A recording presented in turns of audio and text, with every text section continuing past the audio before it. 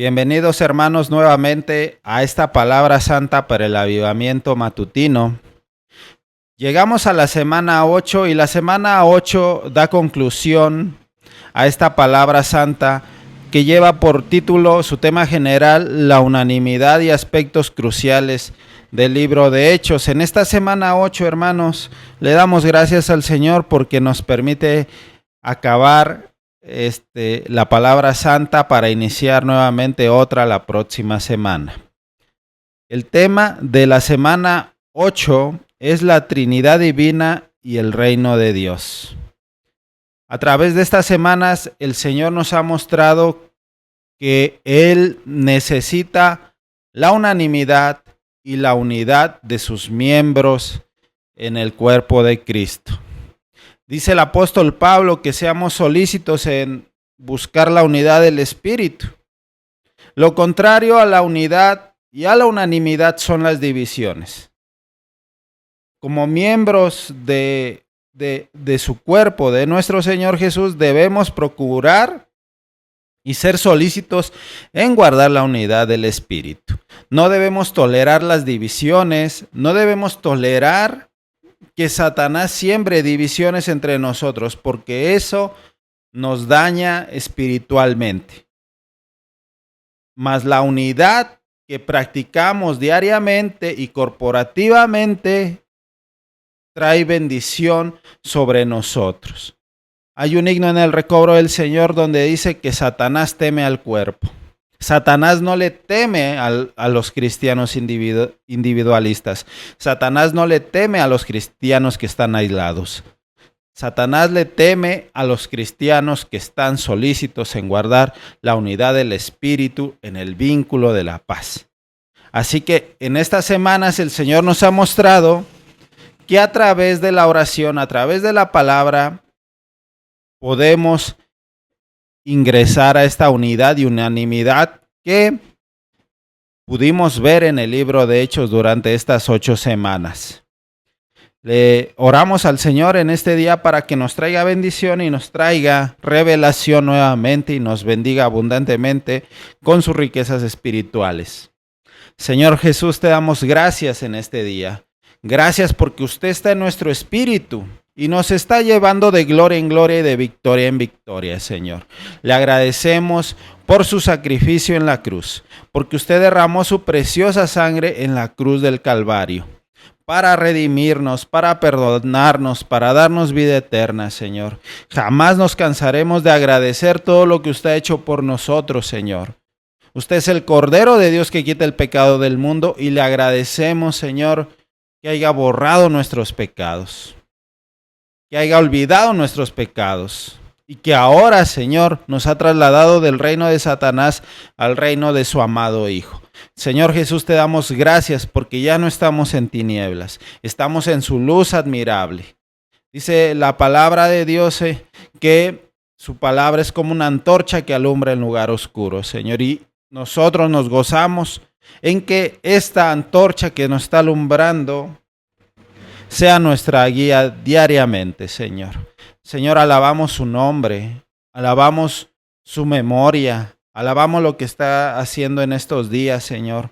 Adoramos, Señor, su plan eterno, su economía eterna, su beneplácito, Señor.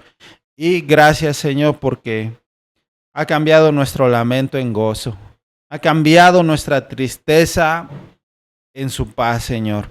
Señor Jesús, te damos gracias. La palabra de Dios dice que el castigo por nuestra paz la sufrió el Señor. Así que te damos gracias, Padre, por darnos a este Cordero de Dios que quita el pecado del mundo. Y aún también, Señor, por derramar tu Espíritu, Señor, en nosotros. Como dice la profecía de Joel, en los postreros días derramaré de mi Espíritu. Y nosotros hemos sido participantes de este derramamiento, Señor. Por eso te damos gracias en este día. Te damos gracias porque ahora nuestros ojos ven con sus ojos, Señor. Bendiga este mensaje, bendiga esta palabra y que llegue y penetre hasta lo profundo del ser de todos nuestros hermanos. Amén. La Trinidad Divina y el Reino de Dios. Ese es el tema de la semana 8. Así como la Trinidad Divina es el armazón de todo el Nuevo Testamento, la Trinidad Divina también es la estructura del libro de Hechos. Capítulo tras capítulo en Hechos revela la operación que realiza la Trinidad Divina para llevar a cabo la economía neotestamentaria. Debemos ser gobernados por la revelación de que Dios es singularmente único. El único Dios es triuno, tres uno, el Padre, el Hijo y el Espíritu Santo. La frase el Dios triuno se refiere principalmente a Dios mismo, la Trinidad. Se refiere principalmente al hecho de que Dios es triuno, que es el atributo principal de la deidad. Debemos recordar, hermanos, que tenemos un Dios triuno, el Padre, el Hijo y el Espíritu Santo. Tres en uno, hermanos. No tenemos tres dioses separados. Tenemos un solo Dios. El Padre está en el Hijo y el Hijo está en el Espíritu. Y este Dios triuno es uno solo. Si vemos al Hijo, vemos al Padre. Si vemos al Padre, vemos al Hijo. Y el Padre y el Hijo están en este Espíritu Santo. Y ahora que hemos sido regenerados y que nuestro nombre ha sido escrito en el libro de la vida, tú tienes al Espíritu Santo. Eso quiere decir que el Dios triuno está en tu espíritu. Recordemos lo que dice Primera de Tesalonicenses 5:23, y el mismo Dios de paz os santifique por completo, y vuestro espíritu y vuestra alma y vuestro cuerpo sean guardados irreprensibles hasta la venida de nuestro Señor Jesucristo. En el día de Pentecostés, Dios derramó su espíritu a toda carne. No solamente Él derramó su espíritu exclusivamente a los judíos, a los cuales tenían las promesas de Dios. No, ahora nosotros, los que antes éramos gentiles, ha sido también derramado el Espíritu Santo. Recordemos cómo Pedro fue a la casa de Cornelio y el Espíritu Santo se derramó sobre las personas gentiles que estaban ahí. Y entonces Pedro y los judíos que lo acompañaban se sorprendieron de que también en los gentiles se derramara el Espíritu Santo. El Espíritu Santo es el Dios triuno. Entonces eso quiere decir que el Dios triuno se ha dispensado y se ha propagado en la humanidad que ha creído en Él.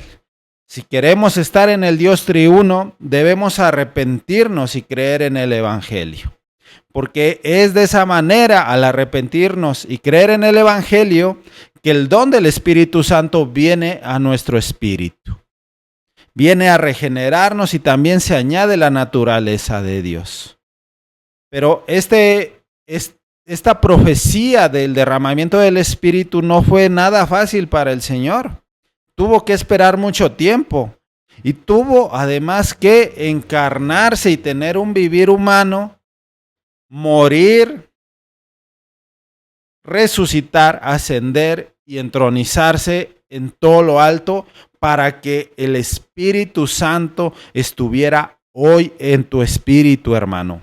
Estuviera hoy en tu espíritu, hermana. Valoramos todo lo que el Señor ha hecho, porque de esa manera ha producido su iglesia, ha producido su cuerpo aquí en la tierra. El Señor se ha ido y está en el trono, pero ahora su Espíritu Santo, el Consolador, el cual nos consuela en todas nuestras tribulaciones, hermanos, está en nuestro espíritu. Debemos orar constantemente al Señor que nos dé un entendimiento cabal, un entendimiento en el cual recordemos que Él, como el Dios triuno, por medio de su Espíritu, está habitando en nuestro espíritu. El apóstol Pablo le decía a los creyentes en Corintio que no ignoraran que eran templo del Espíritu Santo. En el Antiguo Testamento, el templo era físico. El templo estaba en Jerusalén, el templo de Salomón. Pero recordemos que todo eso es sombra y figura, mas la realidad y el cuerpo de todas las cosas es nuestro Señor Jesucristo. El verdadero templo somos nosotros, los que hemos creído, los que hemos sido santificados por el Espíritu Santo. Ahora nuestro cuerpo ya no nos pertenece, nuestra alma ya no nos pertenece, y mucho menos nuestro espíritu. Nuestro ser tripartito, si es que hemos creído en el Evangelio y Dios nos ha perdonado, viene a ser propiedad del Señor. El Señor nos sella con su espíritu, como diciendo, este es mi hijo, este es mi hija, son de mi propiedad. Ya no le pertenecen al maligno, ya no le pertenecen a la potestad de Satanás, sino que ahora están bajo la potestad mía. Eso es lo que el Señor nos ha revelado. Eso es lo que el Señor nos ha dado. Esta propagación en su economía es dispensarse y forjarse. Ahora mismo el Señor está en tu espíritu, pero Él quiere entrar en tu mente, Él quiere entrar en tus emociones, Él quiere entrar en tu voluntad.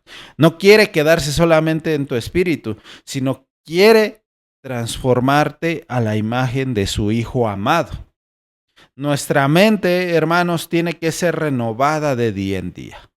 Nuestra mente, antes de ser salvos, y durante muchos años usábamos nuestra mente en la vanidad de esta vida. Por tanto, hay que sacar todo lo viejo, hay que sacar todo lo antiguo para que le demos paso a la novedad de vida que es en Cristo Jesús.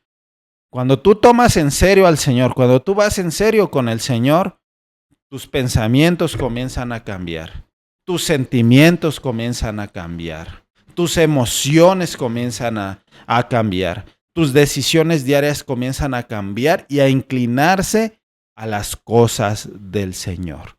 Es de esta manera que Él comienza a hacer una transformación por medio de su espíritu para que tu mente sea santificada, para que tu alma tripartita sea santificada. Porque nuestra alma sigue operando el viejo hombre. Pero cuando tomamos la cruz y le damos muerte, nuestra alma llega a ser un instrumento para la gloria del Señor. Es de esta manera que el Señor quiere propagarse en toda la humanidad y tener un reino de reyes y sacerdotes, un reino de reyes y sacerdotes, reyes para las naciones y sacerdotes para Dios. Por tanto, dice la Biblia que sin santidad nadie verá al Señor. Tenemos la base para ser santos. El Señor, una vez que fuimos salvos, nos santificó. Pero esa santificación tiene que alcanzar a nuestra mente, a nuestra emoción y a nuestra voluntad conforme a la economía de Dios. El Padre, el Hijo y el Espíritu estuvieron todos relacionados con el derramamiento del Espíritu como consumación del Dios triuno. Tenemos la consumación del Dios triuno en nuestro espíritu. El apóstol Pablo le dijo a Timoteo, Dios no nos ha dado un espíritu de cobardía, sino de poder, de amor y dominio propio. La unción está dentro de nosotros, el aceite que representa al Espíritu de Dios está dentro de nosotros. Es por eso que dice el apóstol Pablo que no contristemos al Espíritu Santo. Cuando pecamos, cuando decimos o hacemos cosas que no le agradan al Señor, contristamos al Espíritu y se apaga. Por tanto, debemos de procurar que el Señor esté en nosotros de una manera encendida y que no lo contristemos.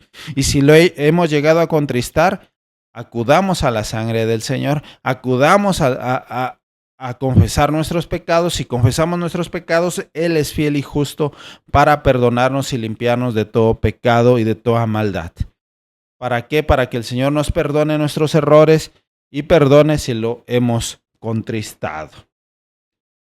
En Hechos 16, 6 al 7, el Espíritu Santo y el Espíritu de Jesús son términos usados de modo intercambiable, lo cual nos revela que el Espíritu de Jesús es el Espíritu Santo. El Espíritu Santo es un título general del Espíritu de Dios en el Nuevo Testamento. El Espíritu de Jesús es una expresión particular respecto al Espíritu de Dios y se refiere al Espíritu del Salvador encarnado, quien como Jesús en su humanidad pasó por el vivir humano y la muerte de cruz. Esto indica que el Espíritu de Jesús no solamente contiene el elemento divino de Dios, sino también el elemento humano de Jesús y los elementos de su vivir humano y de la muerte que sufrió. En su ministerio, el apóstol Pablo necesitaba el Espíritu todo inclusivo. Qué maravilloso que el Espíritu Santo que está dentro de ti tenga el elemento humano de Jesucristo. Sí, hermano, está ahora en ti este elemento maravilloso, y también el elemento divino están dentro de este Espíritu. El Espíritu de Dios que se movía en el Antiguo Testamento no es el mismo Espíritu que está operando en nosotros los creyentes. Cuando el Señor Jesús se encarnó, tuvo su vivir humano y padeció y murió y resucitó y fue glorificado, todos esos elementos fueron añadidos en el Espíritu Santo y por tanto ahora el Espíritu Santo tiene todas las riquezas de este Salvador hombre, de este Jesús de Nazaret. Qué maravilloso que este Espíritu nos da testimonio de que somos hechos hijos de Dios. Debemos llegar a tener un entendimiento bien profundo de que Dios está en nuestro espíritu, que el Dios triuno está en nuestro espíritu, que Dios necesita edificar su iglesia. Y es a través de este espíritu, como el material más precioso del universo. Este material es la naturaleza divina que quiere edificarse en nosotros, los creyentes. Debemos estar muy agradecidos de que el Señor nos esté dando tanta bendición a nosotros, los que hemos creído en Él.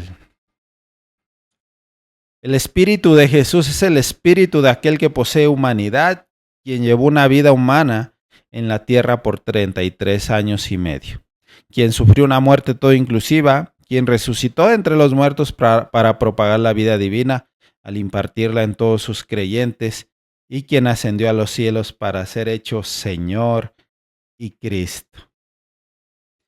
Le damos gracias al Señor por esta palabra que nos está edificando, que nos está llenando, que está renovando nuestra mente.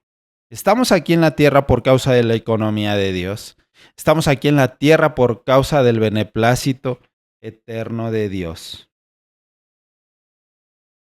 Hechos 20:28 dice: el Espíritu Santo os ha puesto como los que vigilan para pastorear la iglesia de Dios, la cual él ganó por su propia sangre. La palabra griega, hermanos, traducida ganó en Hechos 20:28, significa también adquirió o compró. Dios ganó la iglesia al pagar el precio de su propia sangre. La expresión su propia sangre mencionada en el versículo 28 es poco usual. Dios es Dios, Él no es un hombre ni una criatura. Entonces, ¿cómo puede Dios, el Creador, tener sangre? Antes de la encarnación, Dios no tenía sangre ni podía morir por nosotros. Por medio de la encarnación, nuestro Dios, el Creador, aquel que es eterno, Jehová, se mezcló con el hombre. Como resultado de esto, Él ya no era únicamente Dios, Él llegó a ser un Dios hombre.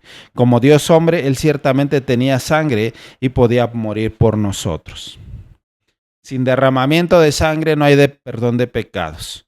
Entonces, este versículo nos habla de un gran misterio de lo que pasó en la cruz del Calvario. Podemos preguntarnos, ¿murió Dios en la cruz del Calvario?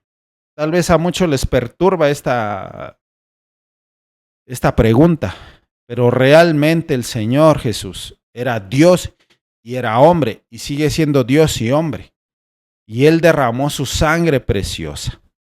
La sangre preciosa de este hombre Jesús, la sangre humana de Jesús, era necesaria porque el Señor Jesús no tenía pecado, pero necesitaba la eficacia de ser eterno Él, de darle el Señor la eficacia de esta sangre por la eternidad.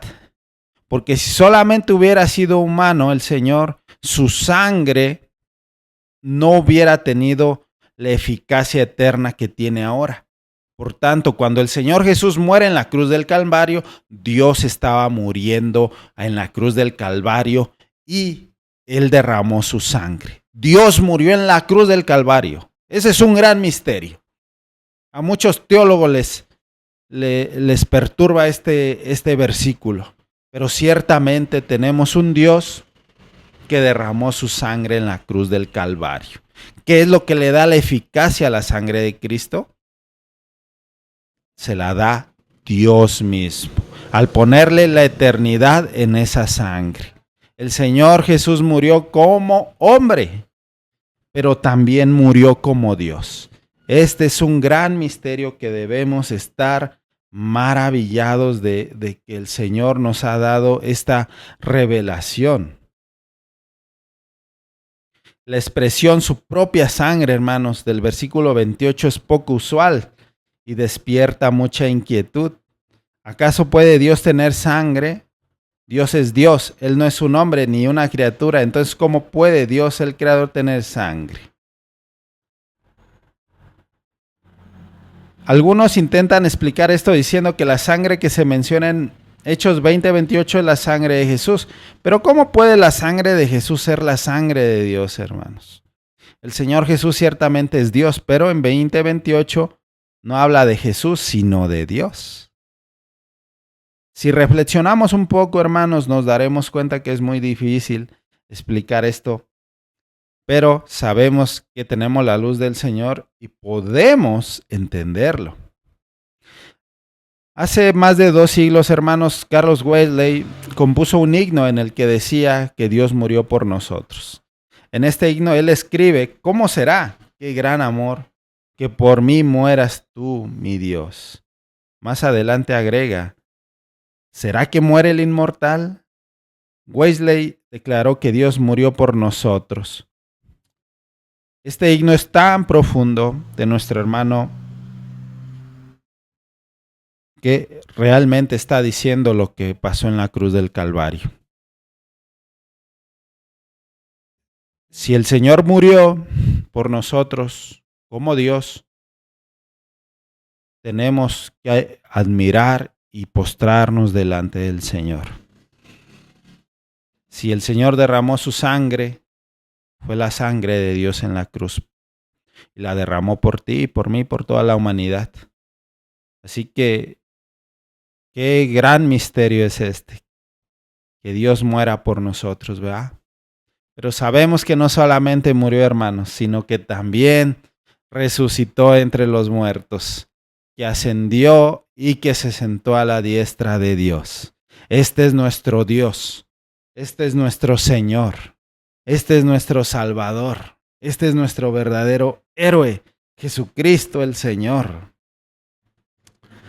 Nuestro Dios que murió por nosotros no es igual a como era antes de la encarnación, hermanos.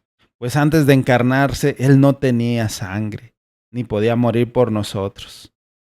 Sin embargo, hermanos, después de que Dios se mezcló con la humanidad mediante la encarnación de Jesús, Él pudo morir por nosotros. Fue al hacerse carne que nuestro Dios, el Creador, Jehová el Eterno, se mezcló con el hombre. Como resultado de esto, Él dejó de ser solamente Dios y llegó a ser un Dios hombre. Como tal, Él tenía sangre y podía morir por nosotros. Le damos gracias al Señor por tal bendición. Le damos gracias al Señor por morir y por resucitar de entre los muertos. Qué maravilloso es la revelación que el Señor y que nos lo esté revelando en estos días. Hechos 14:22 dice, confirmando las almas de los discípulos, exhortándoles a que permaneciesen en la fe y diciéndoles, es necesario que a través de muchas tribulaciones entremos en el reino de Dios. Este versículo vemos que es necesario que haya tribulaciones para entrar en el reino de Dios. Entrar en el reino milenario tiene un gran precio, hermanos. Las tribulaciones que estamos enfrentando, que estás enfrentando, deben ser la puerta para entrar y disfrutar la gracia de Dios y disfrutar del reino de Dios. El camino que nosotros los cristianos hemos tomado es este camino estrecho, el cual tenemos tribulaciones. El apóstol Pablo dijo, ¿quién nos separará del amor de Cristo? Tribulación, angustia, persecución, hambre. Dice que nada de esto nos va a poder separar si permanecemos fieles al Señor. Muchos cristianos se desaniman cuando vienen problemas. Muchos cristianos vuelven atrás cuando ven que vienen las pruebas y las tribulaciones. Y en vez de rendirse al Señor y en vez de poner su mirada al Señor, se vuelven al mundo. Pero sabemos que los que amamos al Señor, todas las cosas nos ayudan a bien. El apóstol Pablo pasó por muchas tribulaciones, por muchas angustias, por muchos temores. Pero su recompensa va a ser grande y admirable en la siguiente era. Así que, hermano, lo que estás pasando es necesario por causa del reino de Dios. Eso que estás atravesando forma parte de tu trato con el Señor. Te está moldeando a través de las tribulaciones. Dice la Biblia, y la esperanza no avergüenza, porque el amor de Dios ha sido derramado en nuestros corazones. Las tribulaciones, hermanos, no son impedimentos. Al contrario, son el camino que nos introducen en el reino de Dios. El reino de Dios en términos de la vida, en realidad es Cristo mismo como semilla de vida sembrada dentro de sus creyentes, el pueblo escogido de Dios. El mundo entero, hermanos, se opone a que el pueblo de Dios entre al disfrute pleno de Cristo. Pero al final de cuentas sabemos que el Señor nos va a introducir en su reino. Satanás siempre está en contra de nosotros los cristianos. Pero, como dice en el capítulo 11 de Hebreos, que sacaron fuerza de debilidad y echaron en fuga ejércitos extranjeros. Dios tiene que probar nuestra fe. Tenemos que sacar fuerzas de debilidad. Tenemos que echar toda nuestra ansiedad, nuestras preocupaciones delante del Señor para que Él comience a obrar. Si nos rendimos al Señor, Él va a obrar. Pero si no nos rendimos a Él, la gracia de Dios no se va a manifestar. Agradecemos al Señor que a través de las pruebas, de las tribulaciones, Él se está forjando. A través de lo que estás pasando, Dios tiene oportunidad de manifestarse. Es de esta manera como nosotros permanecemos en la fe. Es de esta manera en que entramos en el reino de Dios para disfrutar de Cristo como el reino. En Hechos 19 vemos que Satanás lucha oponiéndose a que Dios extienda su reino en la tierra. El ministerio prevaleciente para la propagación de Cristo consiste en una lucha, una batalla en pro del reino de Dios. La proclamación del reino de Dios hecha por Pablo en 28:31 era la propagación del Cristo resucitado. Esto lo comprueba las palabras enseñando acerca del Señor Jesucristo, las cuales van junto con el reino de Dios. Enseñar acerca de Cristo es extender el reino de Dios. Por tanto, el reino de Dios es en realidad la propagación del Cristo resucitado. Esto es un proceso que sigue llevándose a cabo mediante los creyentes hoy. Y es a través de esta palabra que el Señor nos da, a través de nuestras debilidades, que el poder del Señor se puede manifestar.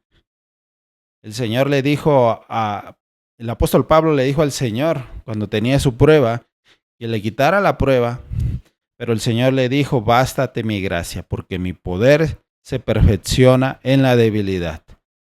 Así que las tribulaciones que enfrentemos dan paso a que la gracia de Dios se manifieste, a que la gracia de Dios la podamos disfrutar, a que pasemos por encima de nuestros problemas, porque el Señor nos fortalece y nos consuela en todas nuestras tribulaciones.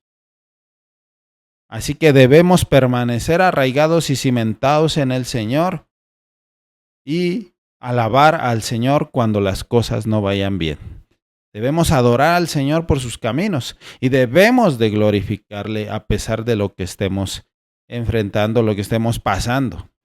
Porque es a través de las tribulaciones que entraremos en el reino de Dios, en el reino milenario. Si queremos ser hombres y mujeres que permitamos cambiar la era, necesitamos consagrarnos. Necesitamos entregarnos más y más al Señor. Necesitamos tener un corazón dispuesto para edificar el cuerpo de Cristo. Cuando edificamos el cuerpo de Cristo, los creyentes son nutridos, los creyentes son edificados, los creyentes son animados, los creyentes son consolados. Es por eso la importancia de trazar bien nuestro profetizar e impartirlo a los hermanos los domingos. El libro de Hechos nos ha dejado una profunda impresión de lo que el Señor quiere y de lo que el Señor ha hecho por más de 2000 años. El propagarse, el dispensarse en la humanidad. Pero una vez que se dispensa y se propaga, Él necesita que crezcamos día con día y que crezcamos para decir como el apóstol Pablo en Gálatas 2:20, con Cristo estoy juntamente crucificado y ya no vivo yo, mas vive Cristo en mí. El autor de Hebreos dice que no nos cansemos, que no nos desanimemos. Al contrario, debemos de tener perseverancia en la oración, debemos tener perseverancia en leer la palabra de Dios y aún perseverancia en congregarnos, como dice el autor de Hebreos, no dejando de congregarnos, como muchos tienen por costumbre, y más cuando veis que viene aquel día. ¿Cuál día? El día en que vendrá la parucía del Señor y vendrán los juicios de Dios a esta tierra. Por tanto, dice que no descuidemos una salvación tan grande. Dios ha llevado a cabo una salvación tan grande que si la descuidamos, estamos volviéndonos nuevamente a la potestad de Satanás. Si descuidamos nuestra vida espiritual y ponemos la mirada en las cosas del mundo o en las de la carne, más bien estamos descuidando la salvación del Señor. El Señor Jesús lleva a cabo una salvación maravillosa y la está llevando a cabo desde los cielos, ahora por medio de sus muchos miembros, de sus muchos hijos aquí en la tierra. Así que debemos perseverar diariamente, hermanos, diariamente. ¿Por qué? Porque las profecías se están cumpliendo. Porque en el día de Pentecostés hace 2000 años la profecía de Joel y su cumplimiento con relación, hermanos, al jubileo testamentario de Dios se cumplió. Él derramó su espíritu en ascensión el Cristo resucitado. Por nuestro lado, invocamos el nombre del Señor ascendido, quien lo ha realizado todo, ha conseguido todo y ha obtenido todo. Nuestra historia divina, en medio de la historia humana, hermanos, es una historia de invocar el nombre del Señor, para disfrutar las riquezas con miras a la edificación del cuerpo de Cristo. Para estos días finales que estamos viviendo, no debemos dejar de cesar nuestro invocar el Señor. Constantemente debemos ejercitar nuestro espíritu y estar invocando el nombre del Señor. Debemos estar invocando constantemente, porque dice que todo aquel que invoque el nombre del Señor será salvo. Diariamente debemos ser salvos de muchas pruebas, de muchas situaciones, de muchos temores, de muchos afanes, de muchas preocupaciones. Por tanto, cuando decimos, oh Señor Jesús, Él trae liberación a nuestra vida y nos saca de la vida del alma y nos mete en la vida y paz.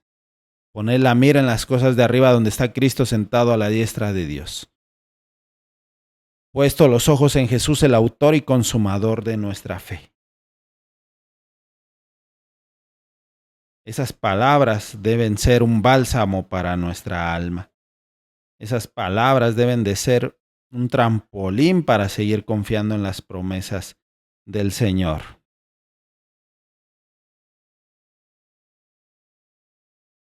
Debemos, hermanos, que darnos cuenta de que estamos librando una batalla. Cuando nosotros nos pusimos del lado del Señor, nos pusimos del lado correcto.